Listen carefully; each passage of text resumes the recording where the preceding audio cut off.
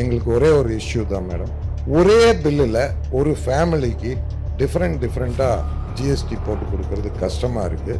ஒரு பன்னுக்கு ஜிஎஸ்டி கிடையாது, பன்னுக்குள்ளே ஒரு க்ரீம் வச்சுட்டா அதுக்கு 18% ஆயிருக்கு. ஒரே மாதிரியே பண்ணுங்க, தனித்தனியாக வைக்காதீங்க. ஏன்னா வீடு ஒரு ஃபேமிலி வந்து கம்ப்யூட்டர் திணறது மேடம் பில் போடுறது.